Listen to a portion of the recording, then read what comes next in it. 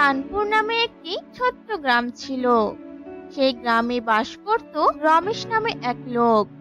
রমেশ তার স্ত্রীকে নিয়ে থাকতো। রমেশের কিছু কৃষি জমিও ছিল, আর তার জমির পাশেই দুটো কলা গাছ ছিল। আর কলা গাছে দুটো বড় কলার ছড়িও ছিল, একটা পাকা ছড়ি আর একটা কাঁচা ছড়ি।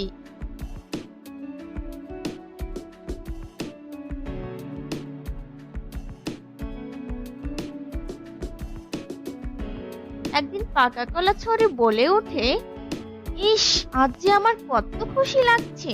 আজ আমার গায়ের রংটা একেবারে হলুদ হয়ে গেছে। মনে হচ্ছে আমার শরীর থেকে যেন সোনা ঝরে পড়ছে। সবাই আমাকে অনেক ভালো বলবে।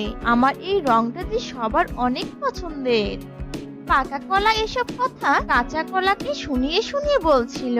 পাকা কলার এসব কথা শুনে কাঁচা কলা বলে, পাকা কলা বন্ধু, তুমি নিজেকে নিয়ে এত অহংকার করো না। পাকা কলা, আমি জানি তুমি আমাকে শুনিয়ে শুনিয়ে এসব বলছো, তাই না?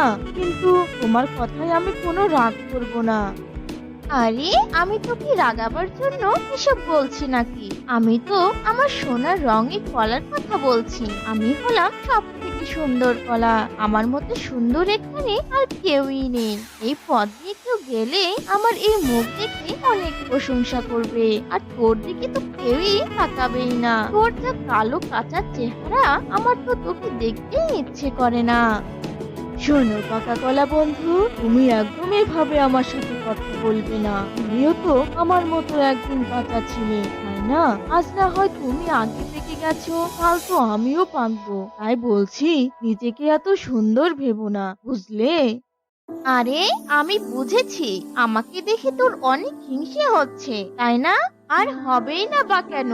তুই তো আর আমার মতো সুন্দর নস। এভাবে পাকা কলা সব সময় কাঁচা কলাকে অনেক অপমান করত। এভাবে দুজনে দিন কাটতো।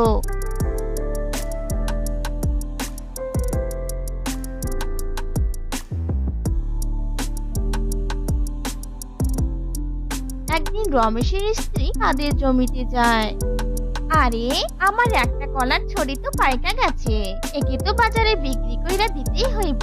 না থাক, আরো ভালো কইরা পাকুক। ভালো কইরা পাকলে আমি ওনাকে বইলা বেশি দামের ছড়িটা বাজারে বিক্রি কইরা দিতে বলবো। আর কাল থেকে আমার আরো ভালো কইরা এই কলা গাছকে যত্ন করতে হইব। বেশি বেশি করে জল ঢালতে হইব। আর এই কাঁচা কলা তো পাকেই না। যাই, এই ডালগুলো কাইটা দিয়ে আসি।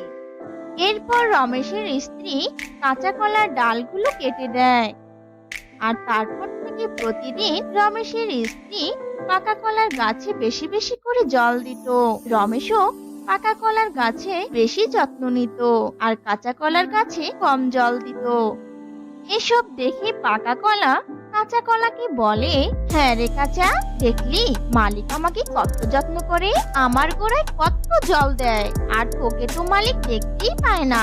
উনি তো তোর উপর রাগ করে দিলে তো তোর ডালগুলো কেটে। ছি ছি ছি ছি ছি, তোকে যে কি বাজে দেখতে লাগছে। শোনো পাকা বন্ধু, তুমি আমার সাথে এমন করছো কেন? আমরা তো একই জায়গায় বড় হয়েছি। তুমি যেখানে থাকো আমিও তো সেখানেই থাকি, তাই না? একদিন দেখবে তোমার এই অহংকার মাটিতে ঝরে পড়ে যাবে। এভাবে কয়েকদিন কেটে যায়।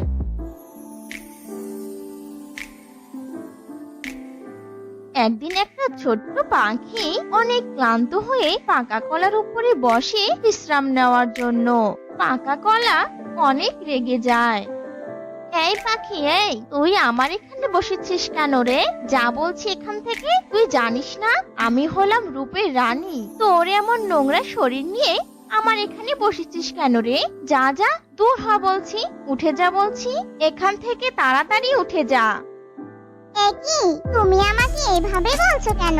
আমি একটু বিশ্রাম নিতে এখানে বসেছি, আর তুমি তোমার রূপ নিয়ে এত অহংকার করছো কেন? তোমার এই রূপের গৌরব আর তো কয়েকদিন মাত্র, তারপর তো তুমি মানুষের পেটেই চলে যাবে। পাখির এসব কথা শুনে কাঁচা কলার অনেক মায়া হয়। ছোট্ট পাখি, তুমি আমার এখানে আসো, আমি তোমাকে কিছুই বলবো না। তোমার যতক্ষণ ইচ্ছে তুমি আমার এখানে বসে বিশ্রাম নিতে পারো। আর পাখি, তুমি পাকা কলার সাথে একদমই কথা বলো না। ও অনেক অহংকারী হয়ে গেছে এখন। ও তো সব সময় ওর এই পাকা রূপ নিয়ে আমাকে অনেক কথা শোনায়। ও তো বুঝতেই চায় না যে ওই রূপ আর বেশি দিন থাকবেই না। কাঁচা কলা, তুমি অনেক ভালো গো। তোমার সাথে কথা বলে আমার অনেক ভালো লাগলো। তবে এবার যাই গো। এই বলে পাখি চলে যায়।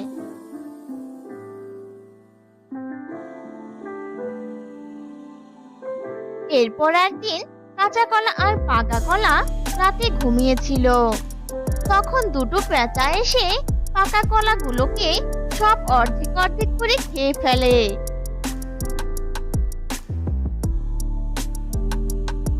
সকাল হতেই পাকা কলা জেগে যায়। এ কি, এ আমার কি হয়েছে? কে আমাকে এমন অর্ধেক করে খেয়েছে? এ আমার কি হলো? আমার এত সুন্দর চেহারা কোথায় গেল? আমি জানি এই শয়তান পেঁচাগুলো আমার এমন অবস্থা করেছে। দেখেছো পাকা বন্ধু, তোমার রূপের অহংকার কিভাবে শেষ হয়ে গেল? এদিকে রমেশ কলার ছড়ি কাটতে এসে দেখে সব কলা অর্ধেক করে পেঁচা খেয়ে ফেলেছে। এ কি, আমি ভাবলাম আজ কলাগুলা বাজারে বেচতে দিমু, আর এখন দেখছি সব কলা নষ্ট হইয়া গেছে। একে আর রাইখা কি করুম আমি? এরপর রমেশ সেই পাকা কলার গাছ একেবারে কেটে ফেলে। আর এভাবেই অহংকারী কলা গাছে পতন ঘটলো। তো বন্ধুরা, কেমন লাগলো আজকের গল্প? যদি গল্পটি ভালো লেগে থাকে তাহলে অবশ্যই সাবস্ক্রাইব করুন আর পাশে থাকা বেল বাটনটি ক্লিক দিয়ে রাখুন। আর অবশ্যই লাইক